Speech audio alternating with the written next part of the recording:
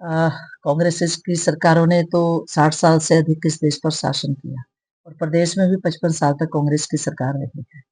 लेकिन जब भी नारी शक्ति के सामाजिक, आर्थिक, राजनीतिक सशक्तिकरण की बात आई है, तो उसके लिए जो भी नीतियाँ निर्धारित की गई, निर्णय लिए गए, प्रोग्राम और योजनाएँ बनाई गई, वो भारतीय जनता पार्टी की सरकार ने ही बनाई है।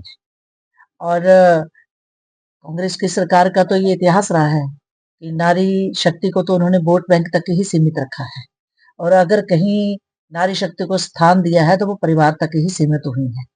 तो इसलिए सुखू जी ने भी बहुत सारी गारंटियां प्रदेश को दी थी। उसमें एक गारंटी ये भी थी कि नारी शक्ति को 1500 रुपया, प्रदेश की महिलाओं को 1500 रुपया देंगे। लेकिन आज उनको 2 साल से अधिक शासन करते हुए प्रदेश में समय हो गया, लेकिन अभी तक महिलाएं तो अपना रोज बैग खोलती है। निर्मल बाबा जी जैसे घोषणा करते थे कि आप बैग खोलिए, आपके बैग में कुछ ना कुछ आएगा। तो उनकी तो सम्मान, बरखा, आशीर्वाद नारी शक्ति को मिलता था। लेकिन ये वाले जो सुखू जी हैं, ये तो जनता ने, प्रदेश की जनता ने ऐसा सोचा था कि सुख की ब्यार लाएंगे, लेकिन सुखो सरकार तो दुख की सरकार हो गई है। और महिलाओं को छलना, और उन महिलाओं को जिनको हमारा देश नारी के रूप में या दुर्गा के रूप में पूजता है, मातृशक्ति को दुर्गा के रूप में देखता है, सम्मान करता है, उसको वोट बैंक की राजनीति के के रूप में छलना, तो उसका खमियाजा तो सरकार को भुगतना ही पड़ेगा आ, आने वाले समय में।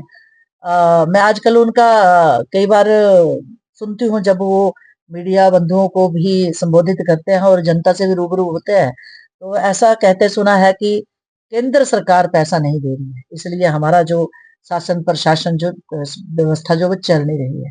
अरे भाई, अगर केंद्र सरकार के बलबूते पर ही प्रदेश की जनता ने सरकार चुननी थी तो भारतीय जनता पार्टी की सरकार चुनी होती।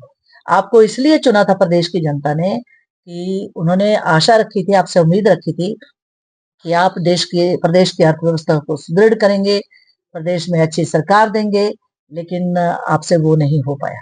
तो इसलिए ये काम उनका है, क्योंकि अब वो प्रदेश के मुख्यमंत्री हैं, जनता ने उनको चुना है।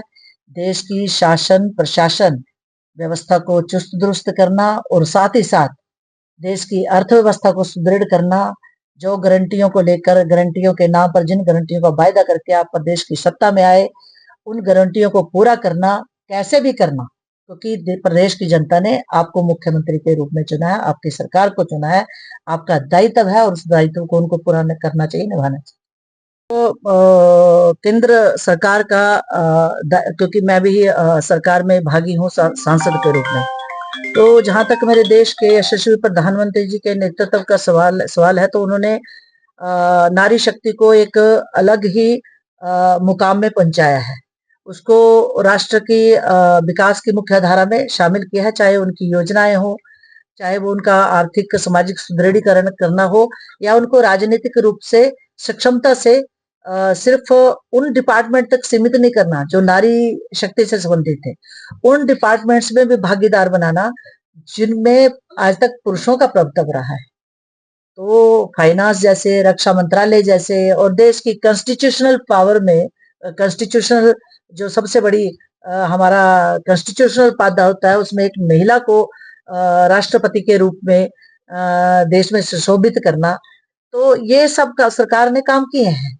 और आज राज्यसभा में मुझे याद है कि जब मैं गई थी तो मात्र 4 बहनें थी और आज हम 19 हैं। तो इतना बड़ा राज्यसभा में भी एक किस्म की नारी शक्ति को बहुत मान सम्मान दिया गया है।